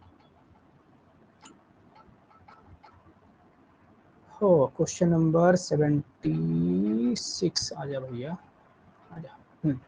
Who was the last known Mughal emperor, आखिरी मुगल एम्परर कौन थे? औरंगजेब, बहादुर शाह जफर, अकबर, कुतुबुद्दीन ऐबक। आपको पता है औरंगजेब की डेथ 1707 में होता है, और कुतुबुद्दीन ऐबक का मुगल से कोई लेना देना ही नहीं है, इनको तो ऐसे ही काट देंगे, ये 1707 में इंतकाल ही हो गया था इनका। बचे इन दोनों तो भैया बहादुर शाह जफर, आपको पता है 1857 के रिवोल्ट में ये लीड कर रहे थे, है ना, यही थे। तो लास्ट जो मुगल एम्परर हैं वो बहादुर शाह जफर हैं। Who is popularly known as iron lady, nicknames याद रखो, निकनेम्स याद रखो। और ये भी मुगल वगैरह के बारे में पढ़ लो, थोड़ा सा मेडिवल इंडिया के बारे में भी थोड़ा सा पढ़ लो, क्योंकि जीके में, जीके देखो 15 नंबर का आता है जामिया में, तो जीके के अंदर ये सब क्वेश्चन आ जाते हैं। और ये निकनेम्स वाला आपको एक टॉपिक मिल गया, निकनेम आपको रट्टाफिकेशन में लगा लेना है, एकदम बढ़िया से निकनेम याद कर लो कि किसको क्या कहते हैं। तो आयरन लेडी, आयरन लेडी को, आयरन लेडी किसको कहते हैं? इंदिरा गांधी, सोनिया गांधी, रेणुका चौधरी, मार्गरेट थैचर, याद रखना है आपको। यहाँ पे थोड़ा सा कंफ्यूज हो जाओगे, जल्दीबाजी में हो सकता है सोनिया गांधी को टिक लगा दो, मगर आपको ध्यान रखना है कि इंदिरा गांधी को आयरन लेडी कहते हैं। वो इज कॉल्ड, देखो यहाँ भी तुरंत एक के बाद एक तुरंत यहाँ भी एक निकनेम, तो इसीलिए याद रखना है कि who is called as grand old man of India. Grand old man of India किसको कहते हैं? Question number 78, Rabindranath Tagore, Subhash Chandra Bose, Vallabhbhai Patel, दादा भाई नौरोजी। 78 क्वेश्चन नंबर का सही जवाब होगा क्या, जल्दी बताओ? दादा भाई नौरोजी। वल्लभ भाई पटेल को क्या कहते हैं? Bismarck of India. क्यों बिस्मार्क ऑफ इंडिया भैया? क्योंकि बिस्मार्क ने यूनिफाई कराया था किसको? जर्मनी को यूनिफाई कराया था, इसलिए बिस्मार्क ऑफ इंडिया कहते हैं। और सुभाष चंद्र बोस को नेताजी कहते हैं। रविंद्रनाथ टैगोर को क्या कहते हैं भाई? रविंद्रनाथ टैगोर को दादा कहते हैं, क्या कहते हैं? गुरु जी कहते हैं। और Rabindranath Tagore is the only person, मतलब फर्स्ट पर्सन जिनको पूरे एशिया में सबसे पहले नोबेल प्राइज मिला था लिटरेचर में गीतांजलि के को लिखने के लिए। तो गीतांजलि उनका वर्क है, किसका? रविंद्रनाथ टैगोर का। 1913 में इनको नोबेल प्राइज मिला था, याद रखना। फर्स्ट एशियन है जिनको नोबेल प्राइज मिला है। साथ ही साथ ये भी याद रखना, रविंद्रनाथ टैगोर एकमात्र ऐसे इंसान है जिन्होंने दो कंट्री के नेशनल एंथम लिखा है। इंडिया का नेशनल एंथम रविंद्रनाथ टैगोर ने लिखा है, जनगण मनगढ़, और बांग्लादेश का जो जनगण मनगढ़ है, अमार सुनार बांग्ला, इसको भी रविंद्रनाथ टैगोर ने लिखा है। Which revolution give the ideas of, अभी ऊपर ही प्रियम्बल को पढ़ते हुए डिस्कस कर लिया था कि लिबर्टी, इक्वालिटी और फ्रेटर्निटी, वही है फ्रीडम, क्या कह रहा भाई, हाँ ठीक है वही है, बस क्वेश्चन में थोड़ा सा कंफ्यूज करने के लिए फ्रीडम डाल दिया, वही चीज़ है। लिबर्टी इक्वालिटी बार बार आ जा रहा है, लिबर्टी फ्रीडम एंड इक्वालिटी का जो कॉन्सेप्ट है, जो आइडिया है, वो किस रिवोल्यूशन ने दिया है? American revolution, French revolution, Russian revolution, या नन ऑफ दिस? आपको पता है फ्रेंच रिवोल्यूशन, अमेरिकन रिवोल्यूशन होता है 1700 कब हो गया भैया, 1776 में आई थिंक अमेरिकन रिवोल्यूशन होता है। फ्रेंच रिवोल्यूशन होता है 1789 में, 1776 नहीं 1774 या 76 ऐसे ही कुछ में अमेरिकन रिवोल्यूशन होता है, बट इतना पता है कि अमेरिकन रिवोल्यूशन सबसे पहले हुआ है। फिर फ्रेंच रिवोल्यूशन, रशियन रिवोल्यूशन तो हाल ही फिलहाल का रिवोल्यूशन हुआ है 1917 में, तो याद रखना ये सब रिवोल्यूशन भी पूछ लेता है कि कब कौन सा रिवोल्यूशन हुआ है, याद रखना। Okay, who is the presiding officer of Lok Sabha? अभी जिक्र किया भाई, प्रिसाइडिंग ऑफिसर लोकसभा का कौन हुआ, कौन है लोकसभा का प्रिसाइडिंग ऑफिसर? तो प्रिसाइडिंग ऑफिसर साहब जो है वो है स्पीकर साहब, और स्पीकर का नाम याद रखना है आपको, अभी कमेंट करना लोकसभा के स्पीकर का नाम। फिर चीफ जस्टिस ऑफ इंडिया को कौन अपॉइंट करता है? चीफ जस्टिस ऑफ इंडिया को कौन अपॉइंट करता है? Prime minister, law minister, voting among the high court, मतलब हाई कोर्ट में वोटिंग होता है, इसको तो ऐसे ही गलत मार देना तुरंत। प्रेसिडेंट, अब बताओ तीन में से, मैंने आपको कहा कि ये किसी को अपॉइंट ही नहीं कर सकते, पावर ही नहीं है भाई साहब के पास। अरे प्राइम मिनिस्टर नहीं होंगे, दो को काट दिया। लॉ, जब भाई प्राइम मिनिस्टर नहीं अपॉइंट करेगा तो लॉ मिनिस्टर करेगा क्या? एकदम नहीं, गलत बात, इसको भी काटो, बचा एक ही, प्रेसिडेंट को टिक लगा दो, है ना। तो प्रेसिडेंट अपॉइंट करते हैं चीफ जस्टिस ऑफ इंडिया को। अभी फिलहाल आपको नाम बताना है कि प्रेसिडेंट कौन है, चीफ जस्टिस ऑफ इंडिया कौन है। लॉ मिनिस्टर का भी नाम बताओ, प्राइम मिनिस्टर का भी नाम बताओ। Tata iron and steel company is located in, Tata iron and steel company किस स्टेट में है? बिहार, झारखंड, उड़ीसा, आंध्र प्रदेश? जल्दी से बताओ, क्वेश्चन नंबर 82 का आंसर होगा क्या? झारखंड। 1 घंटा से ज्यादा हो गया, थोड़ा सा अब स्पीड करना पड़ेगा। नेशनल वाटरवेज नंबर 1, इसमें देखो ये लाइफलाइंस ऑफ नेशनल इकोनॉमी में ना आपको पढ़ना है कि ये पूरा नेशनल हाईवेज को कौन मेंटेन करता है, कितने नेशनल हाईवेज हैं, उतना नहीं पूरा, कितने largest national highway, smallest national highway, plus east west corridor को आपको याद रखना है कि किस किस स्टेट से और किस सिटी से पर्टिकुलरली वो कनेक्टेड है। और साथ ही साथ वाटरवेज में जब आप करेंगे तो 1 2 3 नेशनल वाटरवे 1 2 3 ये किस नदी पे है, किस किस शहर को कनेक्ट करता है, ये याद रखें। तो नेशनल वाटरवे 1 किस नदी पे, ये पूछ ही दिया है कि किस नदी पे है नेशनल वाटर 1, और प्लस साथ ही साथ आपको ये भी कमेंट में बताना है कि नेशनल वाटर 1 जो 1 है ना, नेशनल वाटरवे नंबर 1 ये किस किस शहर या किस किस स्टेट को कनेक्ट करता है। क्वेश्चन नंबर 83, इसका जो आंसर है वो है गंगा, गंगा पे है ये national waterway 1। Which two of the, देखो अभी मैं बात कर रहा था ऊपर, यहीं पे आ गया, which two of the following extreme locations are connected by east west corridor? East west corridor, north south corridor, याद रखना है। स्टेट और उसके स्पेसिफिक लोकेशन यानी कि जो सिटी है उसका भी नाम याद रखना है। लाइफलाइंस ऑफ नेशनल इकोनॉमी में ये मिलेगा। लाइफलाइंस ऑफ नेशनल इकोनॉमी बहुत फेवरेट टॉपिक है जामिया के लिए, कई क्वेश्चन पूछा जाता है उससे। तो बताओ इसका ईस्ट वेस्ट कॉरिडोर से कौन से दो स्टेट्स कनेक्टेड हैं या दो सिटीज कनेक्टेड है? Question number 84, Mumbai Nagpur, Silchar Porbandar, Mumbai Calcutta, Nagpur Siliguri. देखो ईस्ट वेस्ट लिखा है ना, ये देखो नॉर्थ हो गया, साउथ हो गया, है ना, ईस्ट हो गया, और ये वेस्ट हो गया। ये डब्ल्यू है, मेरा डब्ल्यू है स्टाइल वाला, ठीक। तो लगा लो अंदाजा क्या आंसर होगा। अगर पढ़ लिया होगा इस चैप्टर को तो बहुत बढ़िया, बहुत आसान, एकदम लड्डू क्वेश्चन है, मुस्कुरा दोगे इस सवाल को देखते ही तुरंत। इसका जो राइट आंसर है सिलचर पोरबंदर। 85 में जाओ तो human development index ranks countries based on value. तो ह्यूमन डेवलपमेंट जो इंडेक्स निकाला जाता है वो उसकी वैल्यू कितना होता है ना, ये याद रखना है। 0 से 1, 1 से 2, 2 से 3 या 3 से 4। क्वेश्चन नंबर 85 का जवाब होगा 2 से 3 वैल्यू होता है। Per capita income is also known as, per capita income का दूसरा नाम क्या है? मतलब गंगाधर का नाम ही शक्तिमान है, यही बताना है। Average income, national income, gross income, personal income. Personal income क्यों होगा? पर्सनल इनकम को हटा दो, पर्सनल इनकम से क्या मतलब है ना, एक को खत्म कर दिया, 3 में से लगा लो तुक्का, अगर पता है तो पहले में ही काम चल जाएगा, है ना। वेरी गुड, इसका एवरेज इनकम नाम, मतलब एवरेज इनकम कहते हैं पर कैपिटा इनकम को। GDP is the total value of, GDP में कुछ भी मत याद रखना, जीडीपी में सिवाय इस चीज को दो वर्ड्स का आपको ध्यान रखना है। All goods and services, all final goods and services, पहले ऑप्शन देखो। All intermediate goods and services, all intermediate में पढ़ाओ इसको। यहाँ पे आप कहाँ गया, यहाँ पे आपको याद रखना है, जैसे ही सवाल अरे आजा भाई, जैसे ही सवाल कहाँ गया यार, जीडीपी नहीं दिख रहा है। हाँ, जैसे ही जीडीपी पे है, जीडीपी का मतलब पहले तो फुल फॉर्म याद रखो, ग्रॉस डोमेस्टिक प्रोडक्ट, ये फुल फॉर्म है जीडीपी का। साथ ही साथ याद रखो all final goods and services. ये मिसाल के तौर पे जीडीपी देखो, मैं किसान हूँ, है ना, मैंने गेहूं उगाया और मैंने बेच दिया उस गेहूं को, ठीक, मतलब मैं किसान हूँ, गेहूं मैंने उगाया, आप खरीदार हैं, आपने खरीद लिया, मैंने आपको 10 रुपए में बेच दिया। गेहूं आप ले गए, गेहूं ले जाओगे मशीन में पिसवाने के लिए, वो जो चक्की वाला होगा, मिल ऑनर होगा, वो पीसेगा, आटा देगा आपको, आटा देगा तो उसका कीमत हो गया मान के चलो 15 रुपये हो गया। अब आप आटा लेके कहाँ पहुंच गए, आटा लेके आपसे, मतलब देखो आप नहीं पहुंचे, आपके पास कोई बिस्किट बनाने वाला आया, वो कहा कि भाई साहब आटा दे दो, आपने दे दिया आटा, आपने कितने में दिया, 20 रुपये में दिया, है ना। अब वो 20 रुपए का 1 केजी आटा बना, है ना, मतलब 1 केजी आटा 20 रुपए में आपने दे दिया, वो लेके गया अपने दुकान पे, मतलब बिस्किट बनाने वाला है, अपने फैक्ट्री में उसका बिस्किट बनाते हैं, बिस्किट बना के मार्केट में बेच रहा है, मार्केट में बेच रहा है, एक पैकेट 10 रुपए की, और मिसाल के तौर पे 5-6 पैकेट उसमें से बना लिया, मान लो 5-6 पैकेट, मान लो 5 पैकेट, या मान लो 3 पैकेट बना लिया उसने, तो 10 इंटू 3 30 रुपीज। तो ये जो 30 रुपीज है ना, यही जीडीपी के अंदर इंक्लूड किया जाएगा, इन सब को नहीं। क्यों? क्योंकि ये ऑलरेडी ये सब जो पैसे हैं ना, वो इसके अंदर फाइनल गुड्स में, biscuit is a final goods, ठीक है, याद रखो।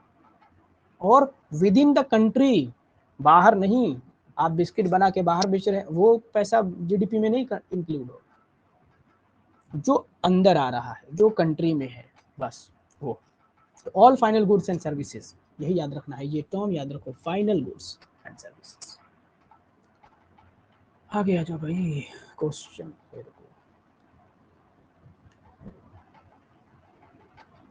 ठीक है, क्वेश्चन नंबर 88 में आ जाओ कि which one of the following was the objective NREGA, अब इसका नाम मनरेगा पड़ गया है, यानी कि Mahatma Gandhi national rural employment guarantee act 2005 में इसको लॉन्च किया गया था, मनमोहन सिंह की सरकार थी, उन्होंने बनाया था। ये किसके लिए बना है, मैं पूरा ऑप्शन पढ़ दे रहा हूँ। To control the unorganised sector in rural areas, to provide 100 days employment in a year by the government, to control the flow of money from private sector to public sector, या none of the above. इसका answer होगा मनरेगा को देखते ही मुस्कुरा देना, क्योंकि 100 days का ये वर्क देता है, और अनस्किल्ड पर्सन को ये जॉब दी जाती है with in 5 kilometre of radius, आपका जो लोकेशन है उससे 5 किलोमीटर के अंदर में आपको जॉब दे दिया जाएगा। अनस्किल्ड के लिए है, ऐसा नहीं है कि पीएचडी वाले पहुंच गए मनरेगा में जॉब करने के लिए, नहीं भाई, आपके लिए नहीं है, जो पीएचडी करेगा उसको पता होगा कि मनरेगा उसके लिए नहीं, ठीक है। फिर क्या है, फिर ये है, क्या था, अगर 15 दिन में आपने फॉर्म भरा, फॉर्म भरना पड़ता है, आपने फॉर्म भरा और 15 दिनों के अंदर अगर जॉब नहीं मिली, तो आपको बेरोजगारी भत्ता दिया जाएगा कि साहब आप बेरोजगार हैं, ये पैसे ले लीजिए और मुंह बंद कर लीजिए।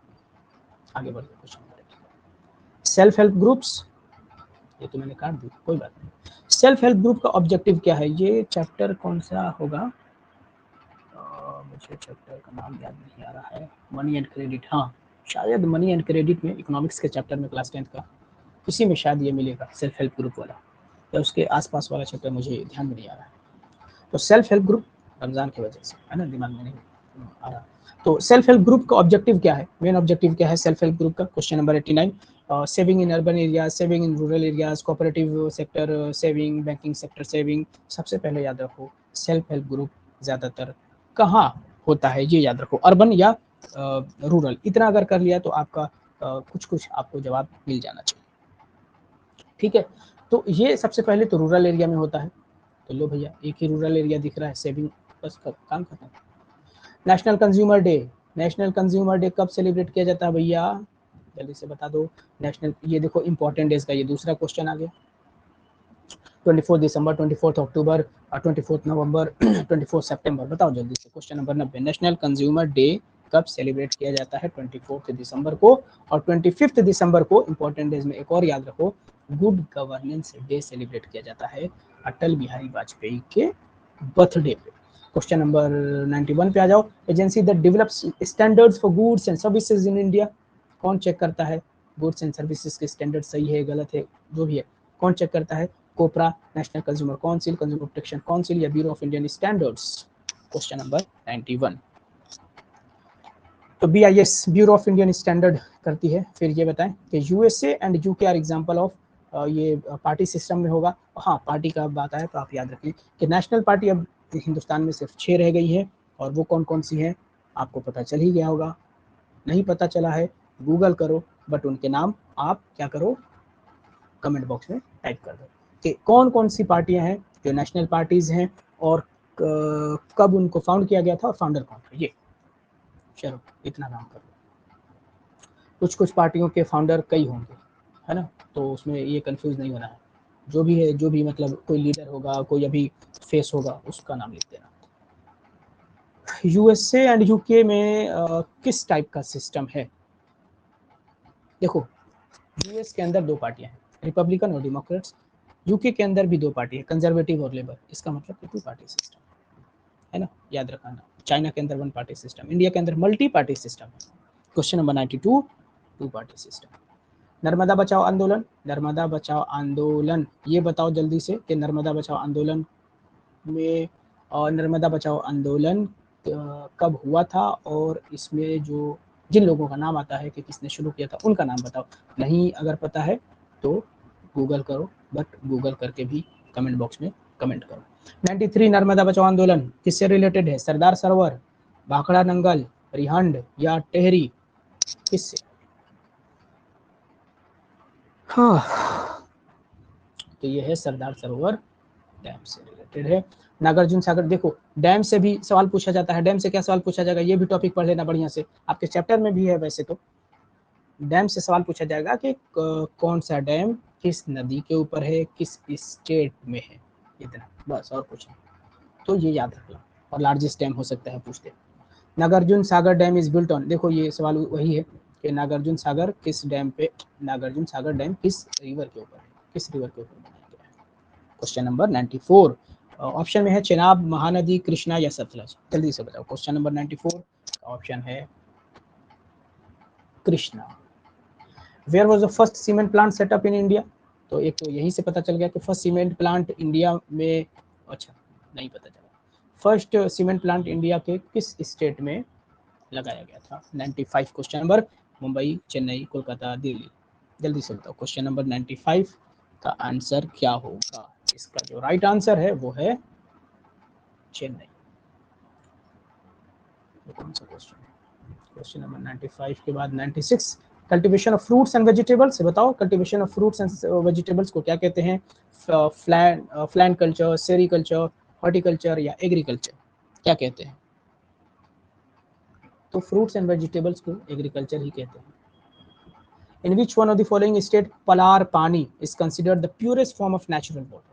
तो पालर पानी किस स्टेट में purest form of natural water है? गुजरात, राजस्थान, मध्य प्रदेश, छत्तीसगढ़, किसमें है? ज्योग्राफी का क्वेश्चन है। क्वेश्चन नंबर 97, अगर आपने पढ़ा हो तो आपको पता चल जाएगा राजस्थान, और मैंने अगर पढ़ा है तो मेरे नोट्स में तो होता ही है। Name the river on whose bank the East India Company, क्या हुआ था ईस्ट इंडिया कंपनी को भाई? इस्टेब्लिश, तो उस कंपनी का नाम उस नदी का नाम बताना है जहाँ पे ईस्ट इंडिया कंपनी को बसाया गया था, पहली बार आई थी। जल्दी से बताओ। गंगा, ब्रह्मपुत्र, हुगली, नर्मदा।